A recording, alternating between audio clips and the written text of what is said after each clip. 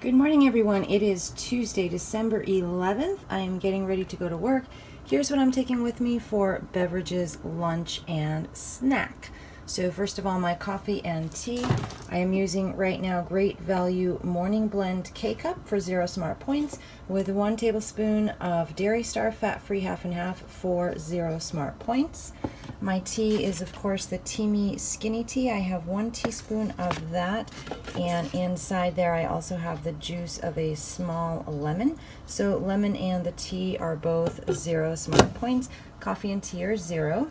For lunch today, I'm having a poke bowl. So I'm going to show you guys what I put in my poke bowl. There's actually like a million different things you can put in a poke bowl. My poke bowl is completely 0 smart points, which I love. So first of all, I am starting with a riced cauliflower. I actually prefer real rice, but if I do soy sauce and sriracha on the riced cauliflower, then it's doable. So I'd prefer to have right now a 0-point poke bowl versus 6 points for a cup of rice. So I'm using this Trader Joe's organic riced cauliflower.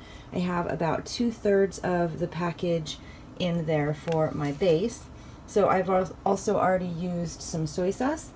So I have about a tablespoon of low sodium soy sauce in the rice as well, in the riced cauliflower, and then I have some sriracha on top. So I find that if I use the soy sauce and the sriracha directly onto the riced cauliflower and I actually mix it in later, then it tastes the best. It tastes less like cauliflower and more like rice. So that is my base, and then for my fish I'm going to use this tuna. This is just ahi tuna. I can't remember the brand name, but I get it at Albertsons, and it comes pre-portioned like this in 5-ounce portions. I actually forgot to thaw this overnight, so I'm going to thaw it at work, and then I will dice it up at work and add it to the poke bowl. And yes, you just eat it raw. It's actually really good. So raw tuna, 0 smart points. Then I'm going to add, this is just some sliced cucumber. When you go to an Asian restaurant or a poke bowl restaurant, it's usually like a marinated cucumber, but I just, to save time, honestly, I'm a lazy cook, so I just use fresh cucumber. This is the Persian cucumber. It's smaller, and so it is crunchier. And then I'm also going to top it with this diced pineapple. Usually I use diced mango, but I actually already had a pineapple on hand, and I like the pineapple with it as well, so that's good. With the pineapple and soy sauce, it kind of reminds me of some sort of a teriyaki dish, so the pineapple goes really well with the fish as well, so that is 0 smart points. And then I'm also going to use this edamame. This is about a 1/2 cup of shelled edamame. Edamame is so delicious, and edamame is now 0 smart points. So this is the Trader Joe's shelled edamame, and about a 1/2 cup there. And then the last thing I'm going to add is this nori seaweed paper. So I had 1 sheet in here, and I used about 1/3 of it yesterday. So I'll use another 1/3 of this sheet today, and I just break it off into small pieces and kind of crush it into the top of the dish. So I will add all of those items into my poke bowl dish here, and then I actually put more sriracha on the top because I like it spicy. So I'll try to take a picture for you guys and show you what it looks like when it's all completely put together. Again, everything here is 0 smart points. So my snack today, I have 2 snacks. I have this is my cranberry jello salad. So it's just a sugar-free cherry jello with some crushed cranberries and some orange slices crushed in there and some orange rind. So it's all 0 smart points. And then 1 just-in-case apple. The apple is just in case all of this food doesn't satisfy me for the rest of the day. I like to carry an apple with me as much as I can, just in case I get into a situation where I need to have something and nothing is really available that I want to eat or can eat. So I usually try to have, for my just in case apples, I usually go with a Granny Smith apple. because they're really durable. They don't bruise very easily, so you can throw them in your purse or your bag, and they also last for quite a while, so you could drag it around for a week or two and it'll still look exactly like this. It doesn't ripen very fast, so that's what I like to use for my just-in-case apples. So little tip for you guys. So this is everything I'm going to have between now and dinner, and everything is 0 smart points. Hey everyone, happy Tuesday, December 12th. Here's my outfit of the day.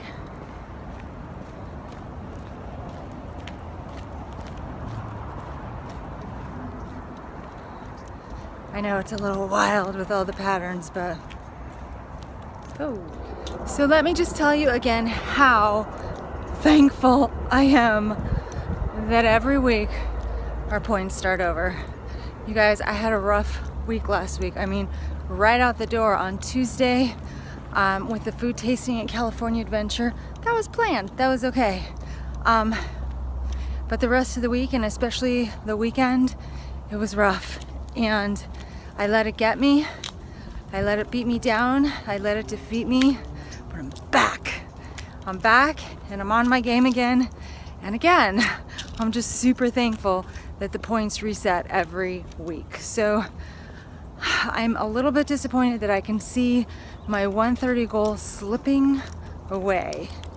That's what I'm disappointed about. And that's, I mean, of course, yeah, I'm disappointed that I let things get to me this weekend, but that's part of the process. So I just want to be back better than ever, on fire, on focus, reaching for that 130 no matter how long it takes. So I am ready, you guys. I literally need to have Fat Dag in my ear 24/7. That sounds funny, but I can't do it myself, obviously.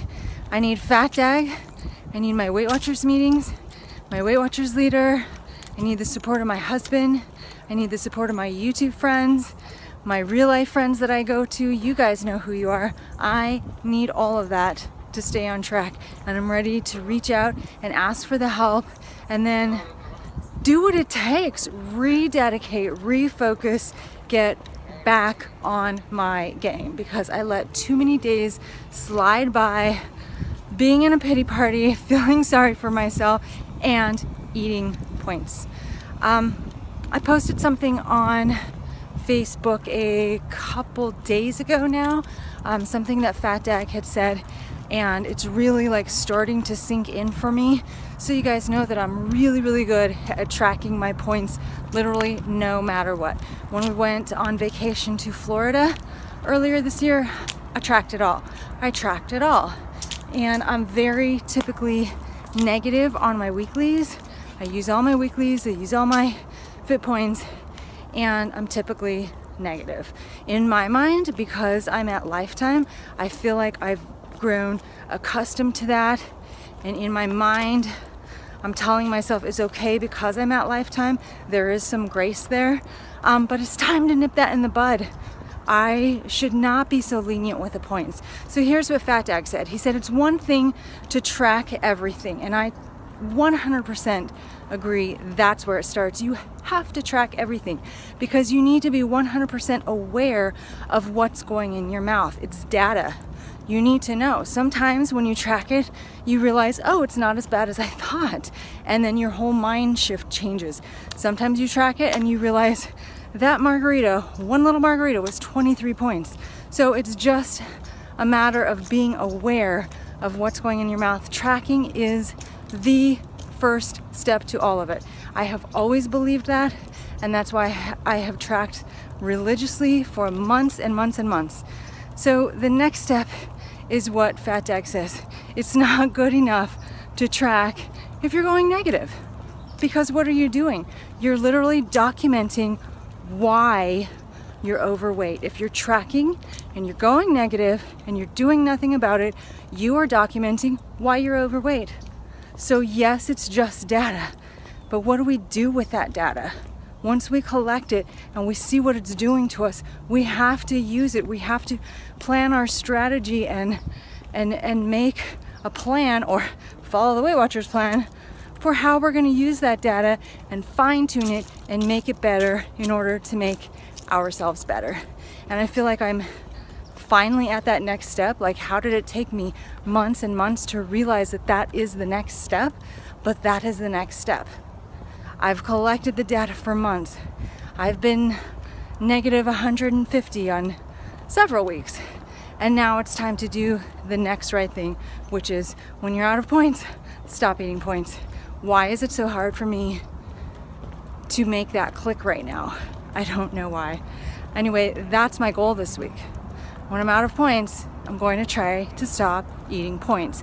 And honestly, with the new Freestyle program, it's so easy. Like, it's a no-brainer. If you're out of points, eat chicken breast. If you're out of points, have a poached egg.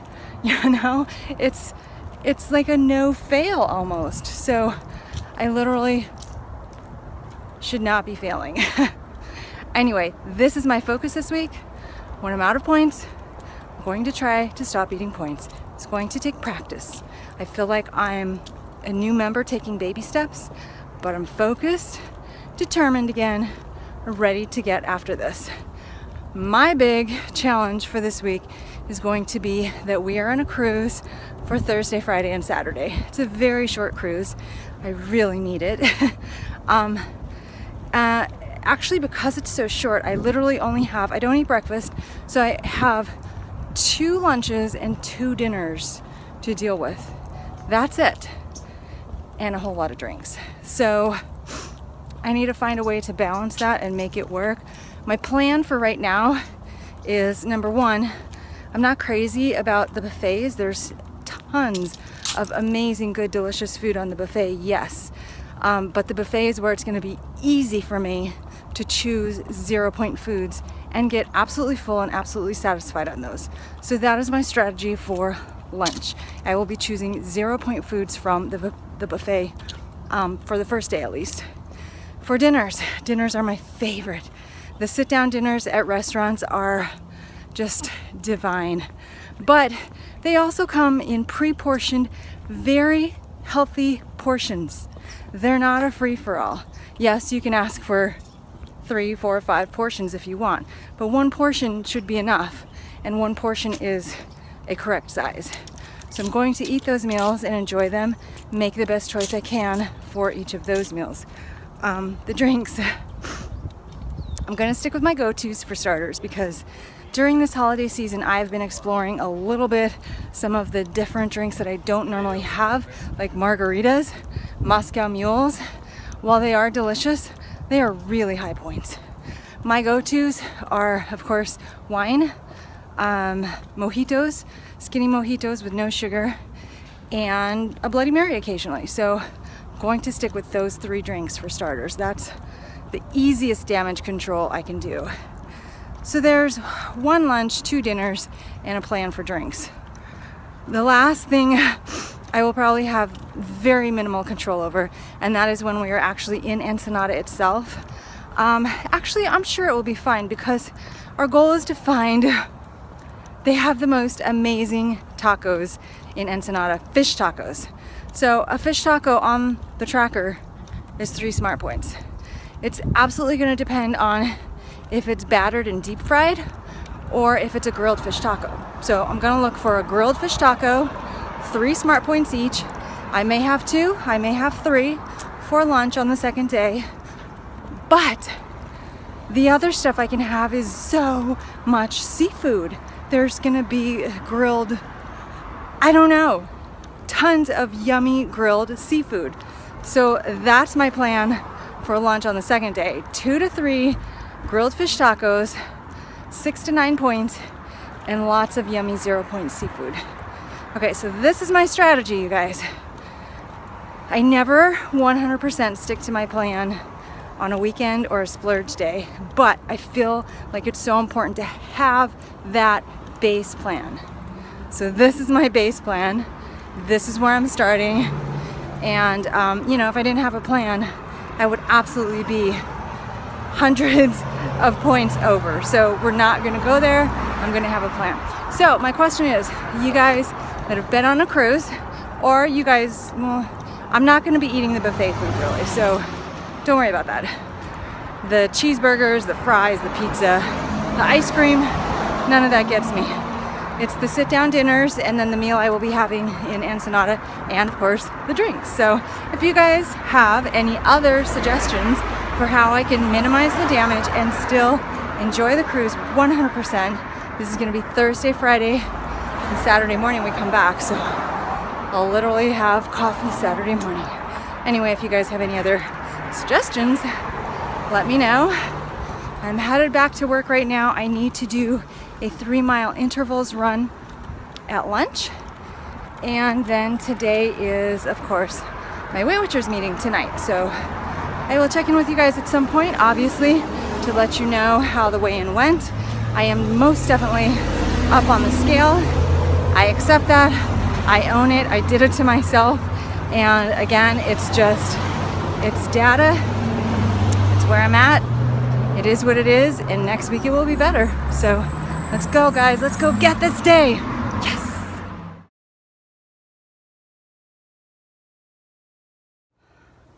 Okay, guys, I did it. I did 3 miles. I did not do intervals at all. I did not feel like doing intervals. I really did not even feel like running. So I actually used a tactic that I used to use way back when I started running, and that is to get on the treadmill, tell myself I'm just gonna do 1 mile, and then allow myself to get off after 1 mile if I'm truly done. And if not, go another mile. If I'm done at that mile, allow myself to get off after that mile. I actually went all 3 miles, but just giving myself the freedom sometimes to do 1 mile and be done is all it takes. It's kind of like the attendance goal. Just make sure you get on and do something. It doesn't matter what speed, it doesn't matter how far. If you do your mile and you're done, then get off, go home. I can't go home, I have to go back to work, but that's how I did it, you guys. I did 3 miles pretty slowly, but I did them.